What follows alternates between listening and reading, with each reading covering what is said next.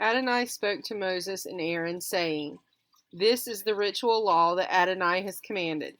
Instruct the Israelite people to bring you a red cow without blemish, in which there is no defect, and on which no yoke has been laid. You shall give it to Eleazar the priest. It shall be taken outside the camp and slaughtered in his presence. Eleazar the priest shall take some of its blood with his finger and sprinkle it 7 times toward the front of the tent of meeting. The cow shall be burned in his sight. Its hide, flesh, and blood shall be burned, its dung included. And the priest shall take cedar wood, hyssop, and crimson stuff, and throw them into the fire, consuming the cow. The priest shall wash his garments and bathe his body in water. After that the priest may re-enter the camp, but he shall be impure until evening. The one who performed the burning shall also wash those garments in water, bathe in water, and be impure until evening. Another party who is pure shall gather up the ashes of the cow and deposit them outside the camp in a pure place, to be kept for water of lustration, for the Israelite community. It is for purgation. The one who gathers up the ashes of the cow shall also wash those clothes and be impure until evening. This shall be a permanent law for the Israelites and for the strangers who reside among them. Those who touch the corpse of any human being shall be impure for 7 days. They shall purify themselves with the ashes on the 3rd day and on the 7th day, and then be pure. If they fail to purify themselves on the 3rd and 7th days, they shall not be pure. Those who touch a corpse, the body of a person who has died, and do not purify themselves, defile Adonai's tabernacle. Those persons shall be cut off from Israel. Since the water of lustration was not dashed on them, they remain impure. Their impurity is still upon them. This is the ritual. When a person dies in a tent, whoever enters the tent and whoever is in the tent shall be impure 7 days. And every open vessel with no lid fastened down shall be impure. And in the open, anyone who touches a person who was killed, or who died naturally, or human bone, or a grave, shall be impure 7 days. Some of the ashes from the fire of purgation shall be taken for the impure person, and fresh water shall be added to them in a vessel. Another party who is pure shall take hyssop, dip it in the water, and sprinkle on the tent, and on all the vessels and people who were there, or on the one who touched the bones, or the person who was killed, or died naturally, or the grave. The pure person shall sprinkle it upon the impure person on the 3rd day and on the 7th day, thus purifying that person by the 7th day. The one being purified shall then wash those clothes and bathe in water, and at nightfall shall be pure. If any party who has become impure fails to undergo purification, that person shall be cut off from the congregation for having defiled Adonai's sanctuary. The water of lustration was not dashed on that person who is impure. That shall be for them a law for all time. Further, the one who sprinkled the water of lustration shall wash those clothes, and whoever touches the water of lustration shall be impure until evening. Whatever that impure person touches shall be impure, and the person who touches the impure one shall be impure until evening. The Israelites arrived in a body at the wilderness of Zin on the 1st new moon, and the people stayed at Kadesh. Miriam died there and was buried there. The community was without water, and they joined against Moses and Aaron. The people quarreled with Moses, saying, If only we had perished when our brothers perished at the instance of Adonai. Why have you brought Adonai's congregation into this wilderness for us and our beasts to die there? Why did you make us leave Egypt to bring us to this wretched place, a place with no grain or figs or vines or pomegranates? There is not even water to drink. Moses and Aaron came away from the congregation to the entrance of the tent of meeting and fell on their faces. The presence of Adonai appeared to them, and Adonai spoke to Moses, saying, You and your brother Aaron take the rod and assemble the community, and before their very eyes order the rock to yield its water. Thus you shall produce water for them from the rock, and provide drink for the congregation and their beasts. Moses took the rod from before Adonai as he had been commanded.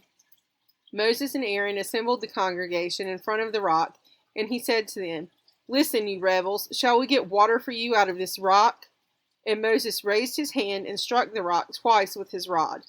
Out came copious water, and the community and their beasts drank. But Adonai said to Moses and Aaron, Because you did not trust me enough to affirm my sanctity in the sight of the Israelite people, Therefore you shall not lead this congregation into the land that I have given them. Those are the waters of Meribah, meaning that the Israelites quarreled with Adonai, whose sanctity was affirmed through them. From Kadesh Moses sent messengers to the king of Edom. Thus says your brother Israel, you know all the hardships that have befallen us, that our ancestors went down to Egypt, that we dwelt in Egypt a long time, and that the Egyptians dealt harshly with us and our ancestors. We cried to Adonai, who heard our plea, sending a messenger, who freed us from Egypt. Now we are in Kadesh, the town on the border of your territory. Allow us then to cross your country. We will not pass through fields or vineyards, and we will not drink water from wells.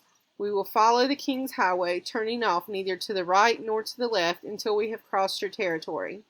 But Edom answered him, you shall not pass through us, else we will go out against you with the sword.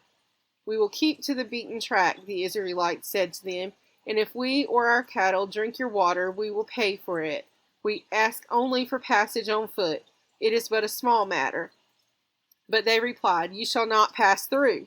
And Edom went out against them in heavy force, strongly armed. So Edom would not let Israel cross their territory, and Israel turned away from them. Setting out from Kadesh, the Israelites arrived in a body at Mount Hor. At Mount Hor, on the boundary of the land of Edom, Adonai said to Moses and Aaron, let Aaron be gathered to his kin. He is not to enter the land that I have assigned to the Israelite people, because you disobeyed my command about the waters of Meribah. Take Aaron and his son Eleazar and bring them up on Mount Hor. Strip Aaron of his vestments and put them on his son Eleazar. There Aaron shall be gathered unto the dead. Moses did as Adonai had commanded. They ascended Mount Hor in the sight of the whole community. Moses stripped Aaron of his vestments and put them on his son Eleazar, and Aaron died there on the summit of the mountain. When Moses and Eleazar came down from the mountain, the whole community knew that Aaron had breathed his last. All the house of Israel bewailed Aaron 30 days. When the Canaanite king of Arad, who dwelled in the Negeb, learned that Israel was coming by the way of Atharim, he engaged Israel in battle and took some of them captive. Then Israel made a vow to Adonai and said, if you deliver this people into our hand, we will prescribe their towns. Adonai heeded Israel's plea and delivered up the Canaanites, and they and their cities were prescribed. So that place was named Hormah. They set out from Mount Hor by way of the Sea of Reeds to skirt the land of Edom, but the people grew restive on the journey. And the people spoke against God and against Moses. Why did you make us leave Egypt to die in the wilderness? There is no bread and no water, and we have come to loathe this miserable food. Adonai sent serpents against the people. They bit the people, and many of the Israelites died. The people came to Moses and said, we sinned by speaking against Adonai and against you. Intercede with Adonai to take away the serpents from us. And Moses interceded for the people. Then Adonai said to Moses, make a seraph figure and mount it on a standard, and anyone who was bitten, who then looks at it, shall recover. Moses made a copper serpent and mounted it on a standard, and when bitten by a serpent, anyone who looked at the copper serpent would recover. The Israelites marched on and encamped at Uboth. They set out from Uboth and encamped at Iabarim in the wilderness bordering on Moab to the east. From there they set out and encamped at the Wadi Zered. From there they set out and encamped beyond the Arnon, that is in the wilderness that extends from the territory of the Amorites. For the Arnon is the boundary of Moab, between Moab and the Amorites. Therefore the book of the wars of Adonai speaks of Waheb and Suphah and the Wadis, the Arnon, with its tributary wadis stretched along the settled country of Ar, hugging the territory of Moab. And from there to Beer, which is the well where Adonai said to Moses, assemble the people that I may give them water. Then Israel sang this song, spring up, O well, sing to it. The well which the chieftains dug, which the nobles of the people started, with maces with their own staffs, and from Midbar to Matnah, and from Matnah to Nahalil, and from Nahalil to Bamoth, and from Bamoth to the valley that is the country of Moab, and the peak of Pisgah overlooking the wasteland. Israel now sent messengers to Sihon, king of the Amorites, saying, let me pass through your country. We will not turn off into fields or vineyards, and we will not drink water from wells. We will follow the king's highway until we have crossed your territory. But Sihon would not let Israel pass through his territory. Sihon gathered all his troops and went out against Israel in the wilderness. He came to Jahaz and engaged Israel in battle. But Israel put them to the sword and took possession of their land, from the Arnon to the Jabbok, as far as Oz of the Ammonites, for Oz marked the boundary of the Ammonites. Israel took all of those towns, and Israel settled in all the towns of the Amorites, in Heshbon and all its dependencies. Now Heshbon was the city of Sihon, king of the Amorites, who had fought against a former king of Moab and taken all his land from him as far as the Arnon. Therefore the bards would recite, "Come to Heshbon, firmly built, and well founded is Sihon's city. For fire went forth from Heshbon, flame from Sihon's city, consuming Ar of Moab, the lords of Bamoth by the Arnon. Woe to you, O Moab! You are undone, O people of Shemosh. His sons are rendered fugitive, and his daughters captive by an Amorite king Sihon. Yet we have cast them down utterly, Heshbon along with Dibon. We have wrought desolation at Nophah, which is hard by Medeba." So Israel occupied the land of the Amorites. Then Moses sent to spy out Jazer, and they captured its dependencies and dispossessed the Amorites who were there. They marched on and went up the road to Bashan, and King Og of Bashan, with all his troops, came out to Edrei to engage them in battle. But Adonai said to Moses, "Do not fear him, for I give him all his troops and his land into your hand. You shall do to him as you did to Sihon, king of the Amorites, who dwelt in Heshbon."